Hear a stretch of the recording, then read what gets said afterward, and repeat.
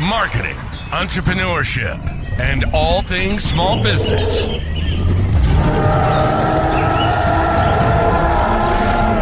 You're listening to the Jurassic Marketing's Triceratops. Now, here's your host, Justin Miller. Man, we flew past that 100 episode mark. We did. Summer is just, we're having a good time. And I found the max volume there, too. Episode 104 or 103 if we got taken down last week due to copyright violations. Details. Still too legit. But we own the dinosaurs. No one can take that from us. It's true. We are talking about ROI. Oh, God, you killed that. Wow, that was, yeah, I'm like, that was fader, very abrupt. That fader went down. That guy's got no experience. We're talking about ROI in direct mail. So this one hurts because I'm going to tell you the good, bad, and the ugly of Are you going to tell me attribution in direct mail. Oh, no. So we got to keep it short because this is very tactical today. Okay. Tactical 101. Here we go. Yep. And the biggest mistake with direct mail is people want the metrics dashboard that Meta gives them in their Facebook ads. This many clicks, this $1 per click, this much per result, and it ain't that easy. It's not possible. How would you do that anyway? Yeah, offline a little more difficult. Even if you're tracking a phone number or you got a QR code on it, that's still it's not. Yeah. Not. So you can't ignore it. You'd be a fool to ignore it, and you need to track it and hold it accountable. And actually, there was a fairly recent episode of Dave Ramsey's Entre Leadership that they had their marketing director, I believe, talking about hiring agencies and good and bad. So there might be some overlap here because I agreed with most of what they said. So you may want to check that out if you're in Entre Leadership world. But right now you're here with us. Why is this hard? Why is direct mail hard to track? Number one, the results are delayed. It is not instantaneous. Got to actually get the piece in the mail. It's got to be received. It's got to be opened. All that is instant online. The ad is served up and the click's immediate. Don't get that. It's underreported, which we'll talk about. It's misunderstood of what and how and why. How and why makes wow. Ooh. Difficult to fully attribute. So there's channel bleed. We'll talk about that a little bit. So oftentimes with offline marketing and direct mail in particular here, the ROI we can directly attribute is weaker on paper than the true outcome. And this is one of those episodes that I have to teach and you have to hear, but it sounds self-serving and manipulative. That's a disclaimer. As an agency, it sounds like this would be something I'm lying on, which is the results I'm going to show you are only half of the story. Okay. So that's why we do it in podcast form, because then when our client success person shows you in real life, you're like, okay, I have the framework for this. Or if you're doing this on your own, you have the framework then. So the problem is we've been spoiled with digital marketing. So instantly you can attribute everything. Yeah. So the exact number of clicks to the ad, got that stat. The exact amount of conversions to sale or lead, yeah, you got that online. The exact dashboard to report it all, and instantly when it happened, you have it. The problem is, human beings get involved in this process. Yeah. It's not perfect when you got your person involved. Yeah. Well, and human buying behavior in particular. So when we go offline, we can kind of time when that shows up, but the reaction can be delayed. So when we're online and we put an ad in someone's feed, they either took action or they didn't. The ad's gone. Yeah. It's gone. Offline, it lives through time. So, a little trickier. Ear things hurting today. We need sponsored by in-ear monitor company. So, direct mail is a little bit more on the side of corporate branding. So, what do I mean by that? Is it takes trust building. Direct mail builds over time. It establishes the brand. It helps build the trust to make it easier for a sale. And we're trying to take up that mind share in someone's memory and reinforce our position as the provider of what we do. So that when they're in the buying stage, we are the one that is there in their mind. And they may or may not refer back to the exact direct mail piece at that point. But offline works in human psychology world. It's not the spreadsheet's timeline. We can't force them to buy when there is not the timing right on that. So message, market, media, all that match stuff.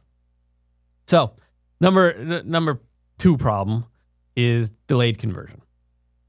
So it's a problem for tracking this. Oftentimes the delay in our campaigns can be months. So in order to make them work, you have to keep mailing, but that immediate ROI might not be there. The larger pot of gold at the end of the rainbow is still there, and it's probably a bigger pot of gold, but that immediate reinforcement that we are being trained to get right now, like we want that dopamine hit, we want that lead immediately, isn't there quite as much because different things happen. They save the piece to when they need it. They remember the name, they call later. Here's a big one. They go online later. So we earned that position in their mind, and then ultimately they Googled us to get in contact with us to learn more. And that was weeks after we sent the piece, and months later they buy. Makes it very difficult from an attribution. Well, they're going to tell you they saw you online. Yeah, that's going to be it. So where'd you get my phone number today? I Googled it. So there's a lot of that. Or maybe you're doing multiple paid media, which you should be. So maybe they got the offline piece and ultimately they bought from the Facebook ad. Okay. But barring the offline piece, building that real trust and attribution, the Facebook ad didn't work. This becomes really muddy really quick. Yeah. Maybe it's multiple places. Maybe they see the ad, they get the offline piece, and then they hear a podcast talking deeper about the topic. And they call you, and it influenced the sale. But direct mail works best when it's planting the seed and it's opening the door. Okay. And oftentimes it doesn't get credit for the harvest that comes in. Because digital marketing is awesome. It's there. No, but it's like the end point, so it always gets all the credit. Yeah, and that's final touch point attribution, right? Yeah. And yes, we can generate and we can track, and you should, as far as tracking the QR codes and the phone numbers and the .coms and all that. But you have to account for that channel bleed to get the full picture. Yeah.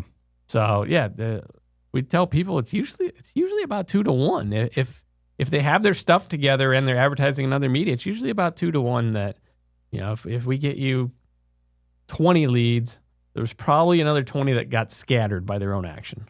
Okay. And that's hard to accept as truth. Yeah, you don't want to believe it because it doesn't make as much sense. My online's just kicking ass this month. Yeah.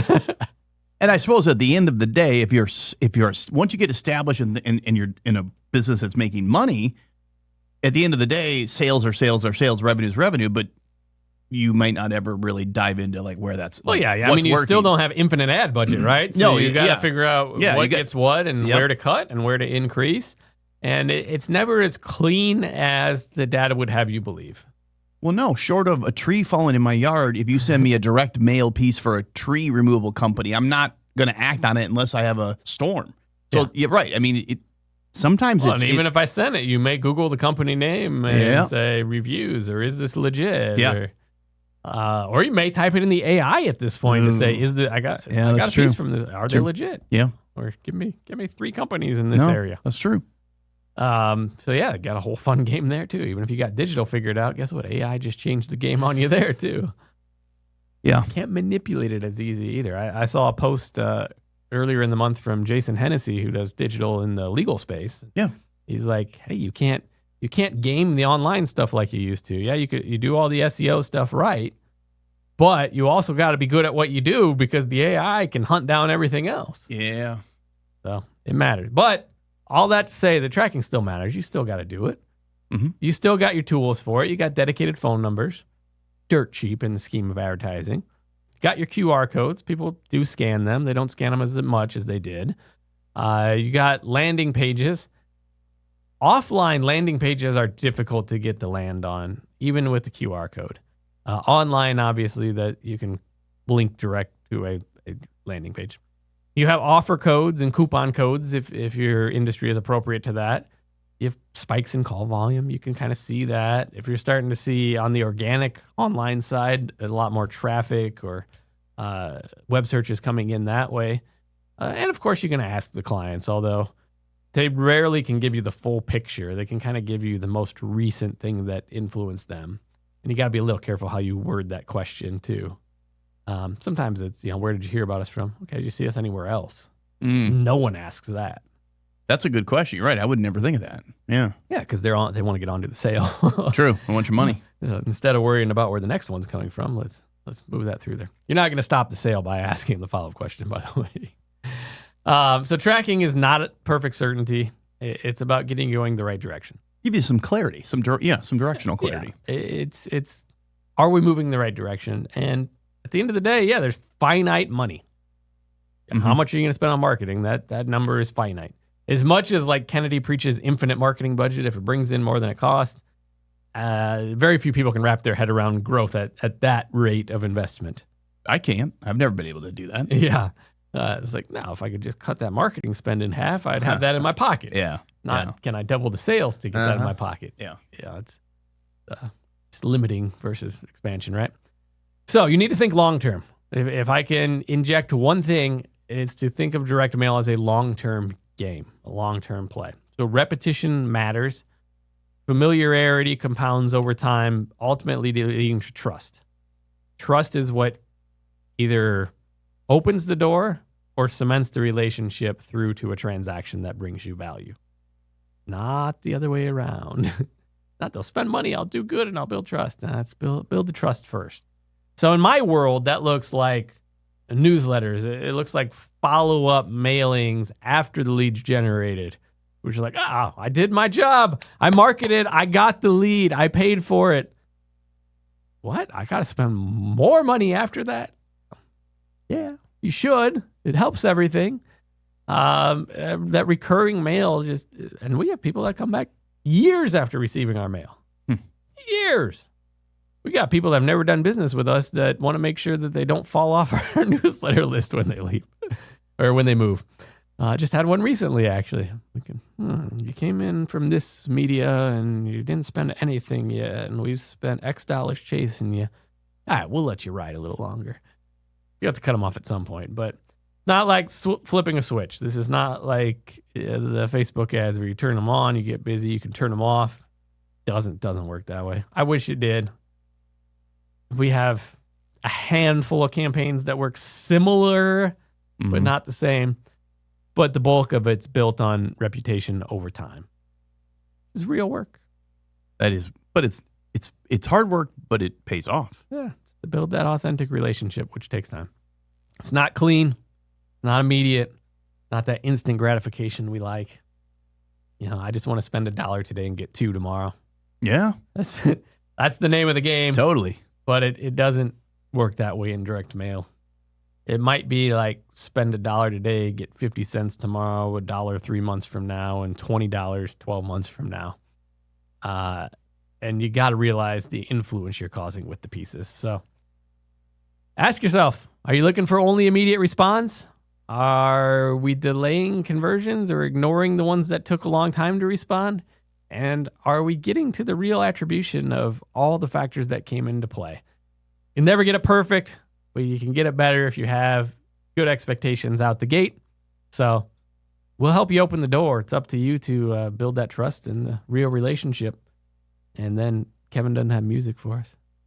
Real relationship music? I wasn't sure. I didn't know if there was a specific. You got a song for that? And I don't think I do. Well, no. I don't think MC Hammer has a song for that from last time. No, there you go. Kind of a boring topic, but probably one of the most important ones we've had in the past month or two. And we have a person dedicated to this on our team. It's our client success manager.